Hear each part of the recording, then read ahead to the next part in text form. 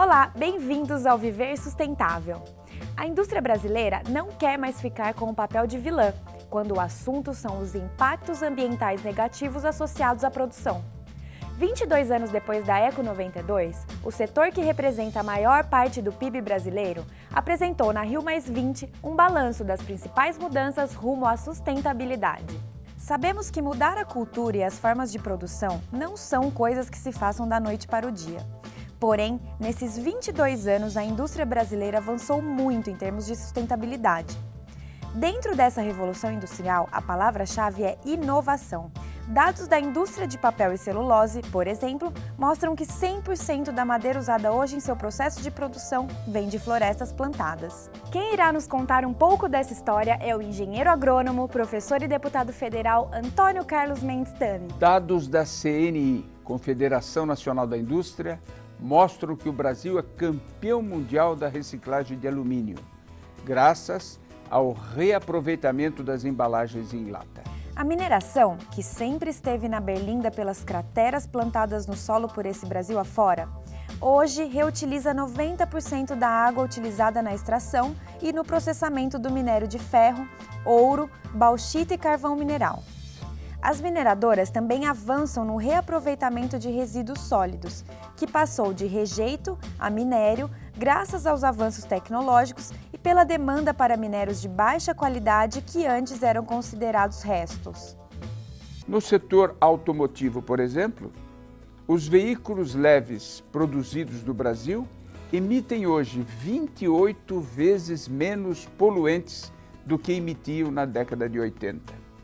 Mas mesmo assim, há ainda um enorme espaço para aumentar a eficiência dos motores e proceder a avanços nesta área e neste setor. As montadoras têm consciência de que a sustentabilidade não é só filosofia e marketing. É uma questão de sobrevivência. Por isso, os fabricantes apostam no carro elétrico como a alternativa do futuro, cujo modelo híbrido, motor elétrico e combustão, será comercialmente viável no Brasil dentro de 5 anos. A etapa seguinte seria o veículo plug-in, ligado na tomada para carregar. O terceiro estágio é o carro com geração de eletricidade a bordo. Somente na cidade de São Paulo, cerca de 400 carros são retirados das ruas todos os dias por conta de problemas mecânicos ou acidentes. Eles são encaminhados para uma das centenas de oficinas mecânicas existentes na capital paulista. Uma oficina de médio porte gera cerca de 3 toneladas de resíduos por mês. Mas você sabe para onde vão as peças inutilizáveis do seu carro? Mas existe uma forma de dar o destino correto a esses resíduos, gerar empregos e lucro. É a reciclagem de carros. Vamos ver como funciona a destinação correta dos resíduos e a reciclagem de carros. Primeiro, o material recolhido das oficinas chega num caminhão. Ele é separado, pesado, catalogado e armazenado. Depois acontece a triagem mais aprofundada dos materiais, já que diversas peças possuem mais de uma matéria-prima. Cada parafuso, cada pedacinho de plástico é separado. E o que era para-choque, protetores de motor, voltam à mesma cadeia produtiva como acessórios de interiores de carros. Quase 100% da matéria-prima utilizada para se produzir um carro pode ser reciclada. Mas, infelizmente, ainda são poucas as empresas que trabalham na reciclagem de resíduos automotivos. Ainda falta incentivo na área.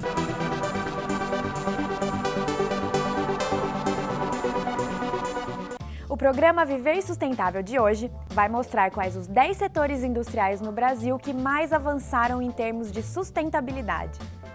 Aço, produtos alimentícios, alumínio, automotivo, cimento, eletroeletrônico, mineração, papel e celulose, sucro energético e químico. No setor metalúrgico, os ganhos de recuperação de água no processo produtivo já chegam a 97,6%.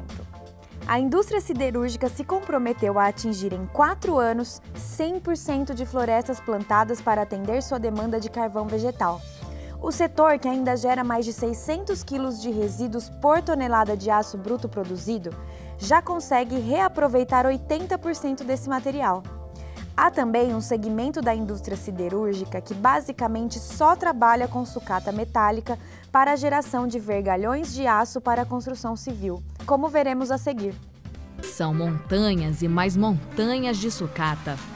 Tudo isso que foi descartado poderia ir direto para os lixões ou aterros sanitários. Mas o ferro e o aço são materiais extremamente nobres. Seria um desperdício jogar tudo no lixo. A reciclagem foi a solução encontrada por uma empresa localizada no interior de São Paulo.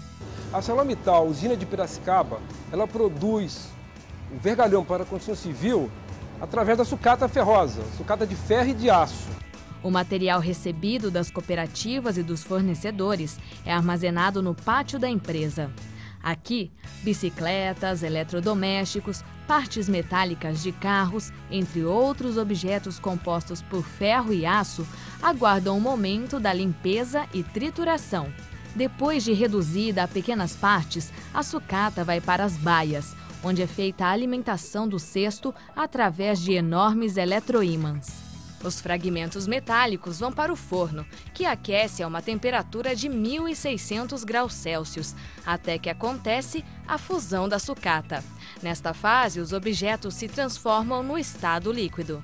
Os metais fundidos são encaminhados, então, para o forno panela, onde é feito o refino, ou seja, esse processo garante a pureza da liga metálica. Agora, todo o líquido vai para a máquina de lingotamento, que dá o formato aos tarugos. Esse material volta a um forno de reaquecimento para depois ser encaminhado à laminação e ao desbaste. O trem laminador estica o tarugo, que reduz de largura e aumenta o comprimento. Ao final do processo, o que era sucata e poderia ter sido descartada nos lixões e aterros, volta ao mercado como vergalhão para a construção civil. O importante é que o produto final também é reciclável, portanto, ele consegue voltar à cadeia produtiva. O setor industrial de produtos alimentícios no Brasil é um bom exemplo quando se trata de sustentabilidade. Afinal, dos 198 projetos de crédito de carbono, 85 deles se referem à produção industrial de alimentos. No entanto, esse setor ainda é responsável por grande parte do passeio da mercadoria, os milhares de quilômetros que a matéria-prima agrícola percorre desde o campo até a indústria e depois o produto já industrializado, já processado, da indústria até a mesa final do consumidor. Por isso, tem crescido nos Estados Unidos e Europa um movimento chamado Locavore, de valorização da comida local, ou seja, de estímulo ao consumo de produtos, até mesmo industrializados, produzidos com insumos da região onde vivem os consumidores que tenham a mínima necessidade possível de deslocamento entre a produção e a mesa. Isso teria dois impactos práticos imediatos: o estímulo aos produtores locais e o impacto menor no uso de energia para a produção, transporte e comercialização destes produtos. A questão dos alimentos e da alimentação saudável está se tornando um tema de debate global, ao ponto de levar as empresas do setor a revisarem suas estratégias de negócios para produzir produtos com impacto menor sobre o meio ambiente e com melhores índices de saudabilidade, menor gordura, sal e açúcar, por exemplo. Mas em tempos de aquecimento global, outro aspecto que vem gerando cada vez mais discussões é o impacto da produção, distribuição, comercialização e preparo de alimentos no consumo de energia e, consequentemente, na pegada de carbono. No próximo bloco, veja como as indústrias brasileiras têm contribuído para a sustentabilidade. O Viver Sustentável pergunta: qual desses materiais não é reciclável? Letra A, pilha. B, isopor. C, jornal. Ou letra D, embalagem longa-vida? A resposta você confere no próximo bloco.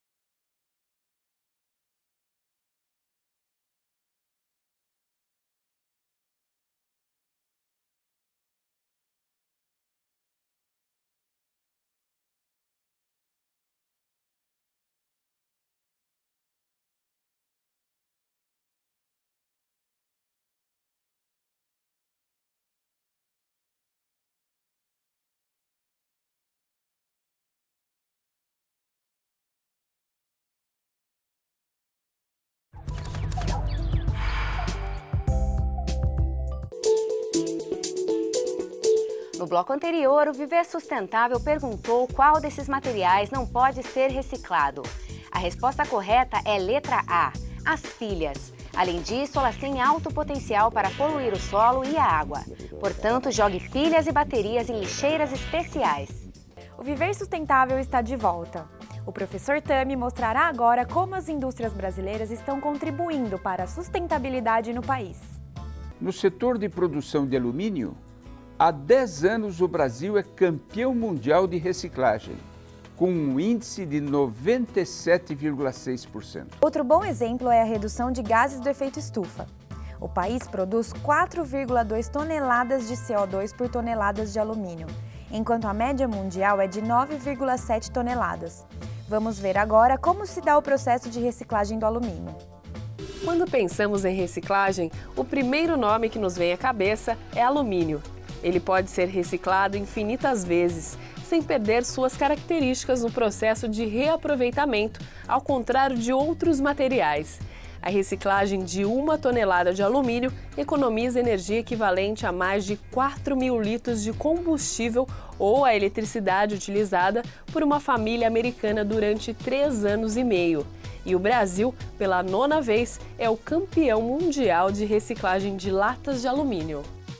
De cada 100 latinhas vendidas no mercado e consumidas, 98 latas voltam a ser lata pelo processo de reciclagem, cujo ciclo é de 30 dias. Então, entre o momento que você tira a latinha da prateleira do supermercado e ela retorna envasada para a prateleira do supermercado, você tem um ciclo de 30 dias. Então, uma mesma lata de alumínio ela é reciclada 12 vezes ao ano.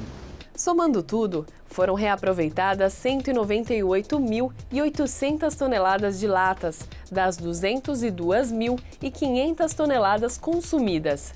98,2% das latas vendidas. Esses dados foram divulgados pela Associação Brasileira de Alumínio e a Associação Brasileira dos Fabricantes de Latas de Alta Reciclabilidade na coletiva de imprensa que aconteceu na última semana. A gente olha a reciclagem de alumínio, de latas de alumínio como sendo um negócio. Ela injetou na economia 1,3 bilhões de reais. Se fosse considerada uma empresa à parte, ela estaria entre as 1.000 maiores empresas do Brasil. O alumínio pode ser reciclado tanto a partir de sucatas geradas por produtos de vida útil esgotada, como de sobras do processo produtivo, utensílios domésticos, latas de bebidas, esquadrias de janelas, componentes automotivos, entre outros. Podem ser fundidos e empregados novamente na fabricação de novos produtos. Pelo seu valor de mercado, a sucata de alumínio permite a geração de renda para milhares de famílias brasileiras, envolvidas da coleta à transformação final da sucata.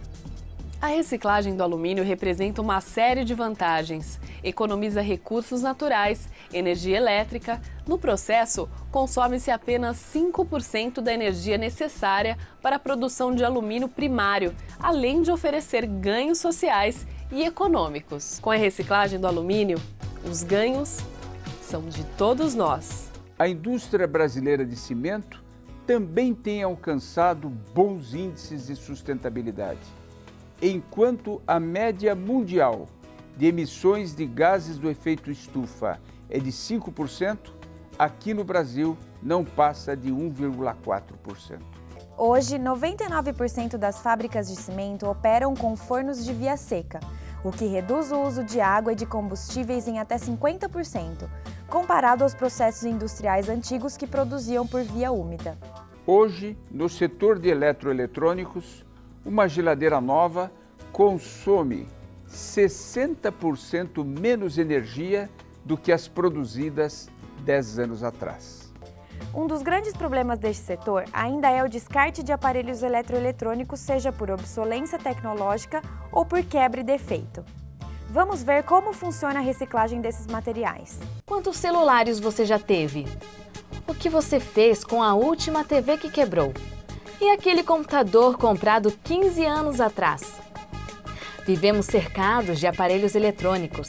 A era digital se renova a cada 6 meses em média. Por isso, um aparelho de MP3 comprado no início do ano já se tornou obsoleto na opinião de algumas pessoas. Mas o que devemos fazer com todos esses eletrônicos? Jogar no lixo não é a opção correta. Primeiro que isso não é lixo. Muitos desses aparelhos são compostos por matérias-primas valiosas como ouro, cobre, prata, entre outros. E isso tudo pode ser reaproveitado. A gente consegue extrair entre eles ouro, prata, cobre, índio, molibdênio. Os benefícios são que a gente evita a extração de recursos naturais. Então a gente utiliza aquilo que já se encontra como um problema hoje nas grandes cidades, que é a sucata eletroeletrônica. Outro motivo para não jogar seus aparelhos eletrônicos no lixo comum é que eles podem ser compostos por substâncias tóxicas, como, por exemplo, os monitores de computador ou placas que possuem chumbo, mercúrio e outras substâncias. Elas podem contaminar o solo, os lençóis freáticos e ainda afetar a vida das pessoas. Mas se o seu eletrônico ainda estiver funcionando, reutilizar é a melhor opção. Por exemplo, o celular. Você pode dá-lo a um amigo, vendê-lo ou entregá-lo na loja onde você vai comprar o novo. Alguns estabelecimentos doam aparelhos usados para instituições carentes. O maior problema é que o Brasil ainda está começando a sua jornada na reciclagem de eletrônicos. Nós não possuímos nenhuma recicladora nesta área, pois faltam incentivos tanto fiscais quanto no processo de logística reversa, no qual as empresas deveriam ser responsáveis por dar a destinação correta aos produtos adquiridos pelos consumidores. Algumas já o fazem, mas é a minoria. As indústrias não são muito motivadas a estar montando estruturas aqui no Brasil, justamente pela falta de incentivo fiscal, tanto para a colocação da empresa como a importação de equipamentos. Por isso, nós precisamos fazer a nossa parte. Outra boa notícia é que 43% do papel utilizado no país já é destinado à reciclagem. A seguir, vamos ver como funciona no país a reciclagem de papéis. Diariamente, nós descartamos no lixo inúmeros materiais feitos de papel, papelão e embalagens Tetra Pak. Esses resíduos são coletados pelos catadores e encaminhados para as cooperativas. Após a triagem, eles são prensados, enfardados e transportados para uma indústria recicladora. Nessa planta, nós recebemos aparas pós-consumo, que é essa aparas aqui, aparas Tetra Pak pós-consumo e pré-consumo e aparas pré-consumo, que é gerado no nosso processo de fabricação. Então esses 3 materiais, nós recebemos esses 3 materiais, processamos e com eles nós fazemos o papel reciclado, que também é utilizado nessa planta e em outras plantas próximas aqui. Então vamos ver como funciona a reciclagem de Tetra Pak e de papel. As embalagens percorrem o caminho por uma esteira que tem como destino o hidrapulper, um equipamento que faz a separação da fibra, do alumínio e do plástico com a ajuda da água. Essa é a terceira fase da reciclagem. Aqui é separado a fibra do polietileno e do alumínio. Então a fibra, ela, depois de separada, ela cai nos tanques e vai para o processo de fabricação de papel. O plástico e o alumínio é enviado até uma prensa, onde que ele é enfardado e enviado para a ET, onde que é feita a separação daí do polietileno e do alumínio. Depois, as fibras começam a ser separadas da água e, em seguida, o material começa a pegar forma de papel novamente.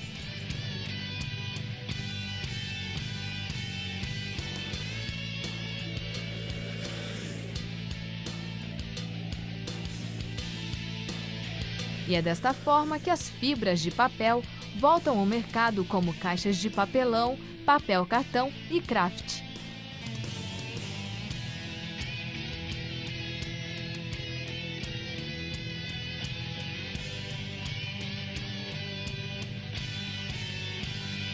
Todo papel de fibra virgem, papel para embalagem, papel cartão ou papel reciclado tem o selo FSC, que é a garantia que todo o processo de sustentabilidade da empresa vem sendo praticado.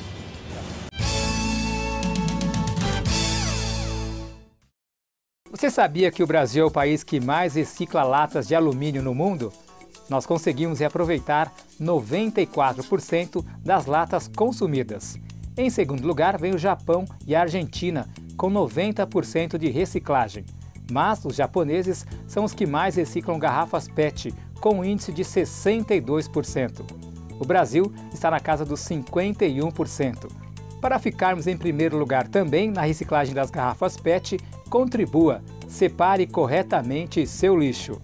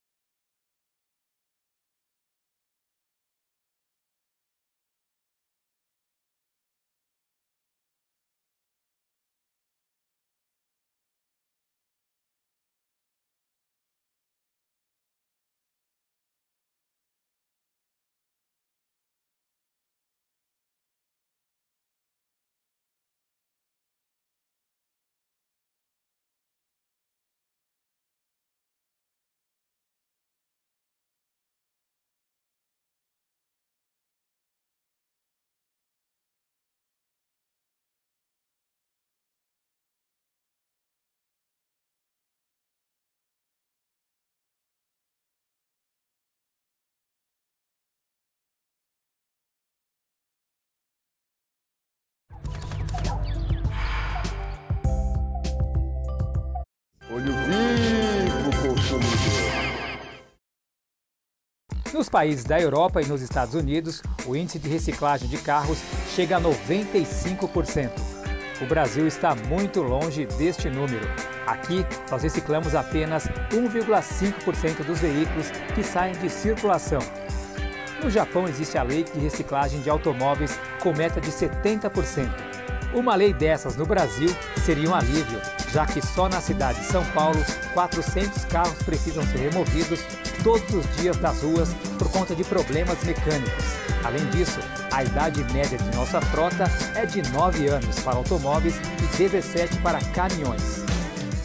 Entre 2001 e 2010, o setor químico migrou para o gás natural na sua matriz energética, o que lhe permitiu uma redução de 47% nas emissões de gases do efeito estufa. Outro bom exemplo proporcionado pela indústria química foi que a geração de efluentes recuou 13% entre 2001 e 2010 devido ao aumento da reciclagem, que passou de 5% em 2001 para 30% em 2010. No setor sucroalcooleiro, usinas de açúcar e de álcool já alcançaram sua autossuficiência em energia, pois utilizam seu próprio bagaço para gerar a energia necessária ao seu funcionamento. As grandes usinas do setor têm circuitos fechados que permitem que 90% da água seja condensada em processos industriais e permaneçam em recirculação. Vamos ver como funciona o processo de produção de açúcar e álcool. A cana é pesada assim que chega na usina. Essa pesagem permite o controle agrícola, o pagamento do transporte e também a medida de sacarose, com a qual se define o pagamento. Depois da pesagem, são retiradas as impurezas como terra e areia. E a cana-de-açúcar colhida manualmente segue para os picadores e desfibradores que preparam os caules para a moagem, aumentando o rendimento do caldo. No caso da cana colhida mecanicamente, o produto já vem picado. De um lado sai o caldo, de outro o bagaço. Cada tonelada de cana processada gera entre 240 a 280 quilos de bagaço. E esse bagaço também é muito bem aproveitado. Ele segue para as caldeiras e produz o vapor que aciona as turbinas, gerando autossuficiência em energia elétrica. O excedente é vendido e já ilumina várias cidades.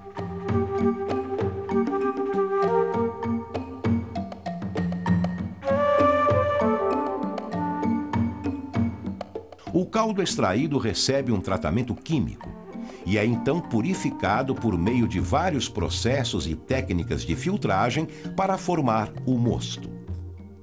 O mosto fica em fermentação nas dornas durante um tempo que varia de 4 a 12 horas.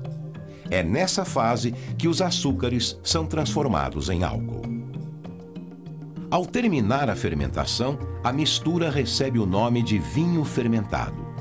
O álcool deste vinho é recuperado pela destilação. A operação é realizada em colunas, onde são feitas a destilação propriamente dita e a retificação, que dão origem ao álcool hidratado.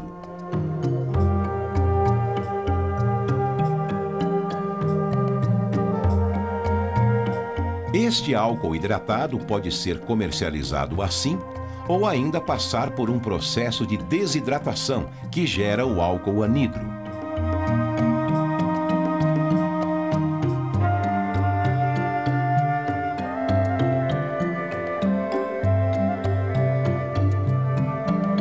Uma vez prontos, os álcoois produzidos são enviados para armazenagem em tanques de grande volume, onde aguardam sua comercialização.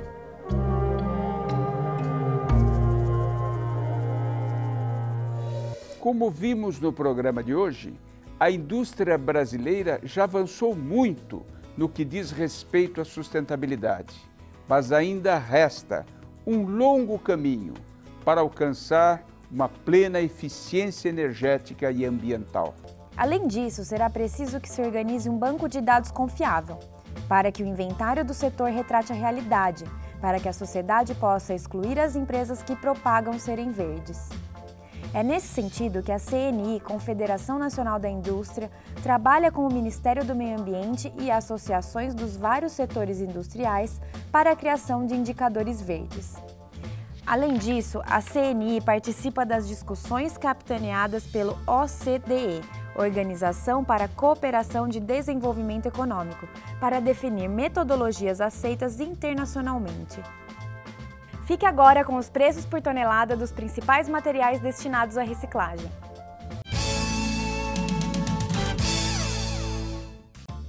Preço da tonelada do material reciclável para a cidade de Guarulhos. Papelão, R$ 370. Latas de aço, R$ 420. Alumínio, R$ 2.600.